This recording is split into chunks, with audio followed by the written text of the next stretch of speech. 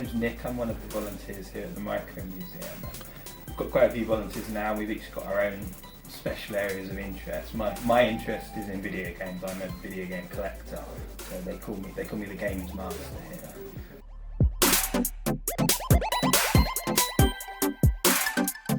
I'm a collector of video games. That's how I became involved, and that's how I met Mike. I've got a rather large collection of my own, not quite as impressive as Mike's, but in terms of number of items, I think I'm probably up there.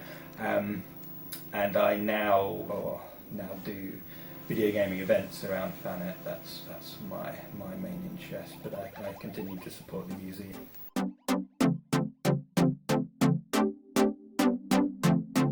You have to enjoy curating, and I think Mike has done that. I think you have to be slightly insane.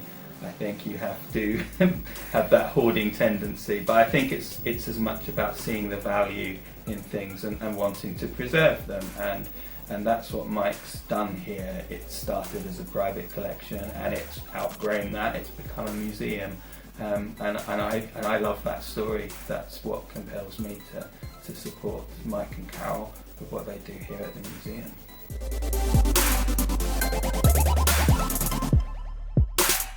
Gaming started for me, I think, like many people of my generation. It was something.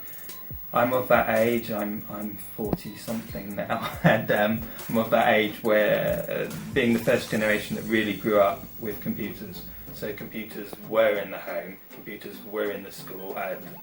We had what we called the school computer when I was at my first school. So I was maybe like 7 or 8 when I was playing around on that, and I think games have that appeal. They get you interested. They aren't necessarily what your parents wanted you to be spending your time doing, but they give you the interest in computers. And I think for some of us who have an interest in the technology and want to know how things work, that's how we become engineers, how we become programmers. Today I'm a programmer. That's my day job. It's having that curiosity about things.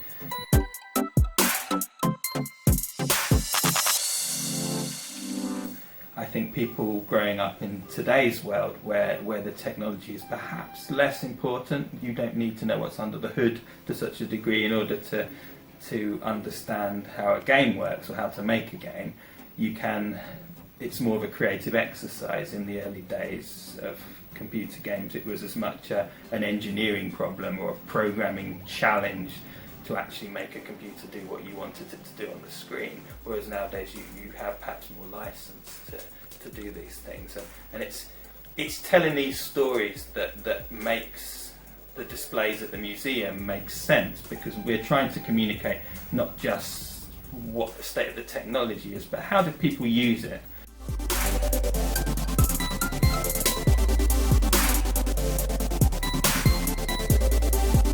And Mike's collection is largely focused on the home and how people have used computers through the years. So it spans the earliest thing, the pre-computer years, the 1950s and 1960s, 1970s, where the very earliest computers started appearing in offices, and then the 1980s where we had the home computing boom, and all of this amazing technology became affordable and was in the home, and then this rapid escalation of technology that improved graphics, improved processing speed, the capability of machines, where they became like portals into a world. And then we had the internet in the 1990s, we had 3D graphics, we had all these evolutionary steps that we've witnessed over time. And I think what's so interesting about a place like the Micro Museum is we are charting history, but it's a relatively modern phenomenon, because the pace of change has just been so rapid that we have seen this transition from very crude pixelated images or just text on a screen to these amazing, like today when you look at augmented reality, when you look at virtual reality, you look at these technologies and what is possible, that it's in films it's almost indistinguishable from the real world. And this has happened in a relatively short space of time. It's happened within the space of maybe a generation or two. It's quite an extraordinary thing.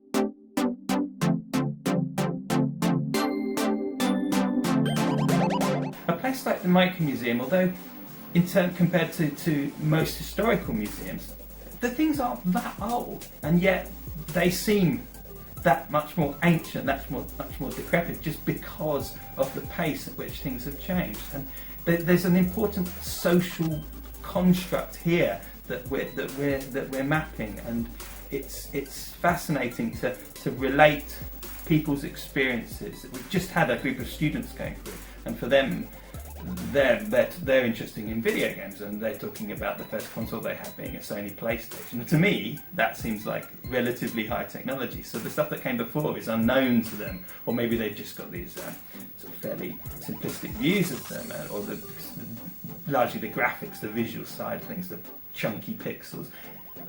These things that you look at now as maybe, as a designer, you might look at as an artistic statement, were driven by technology. They were driven by the capability of the technology of the time, and that was the defining, limiting factor on them. And that's what we like to do here at the museum, is putting things in context. It's explaining these things that we see in the world and placing them within time, placing them within our own experiences and that we've had with these technologies. And that's what Mike and Carol have achieved, I think, with this museum.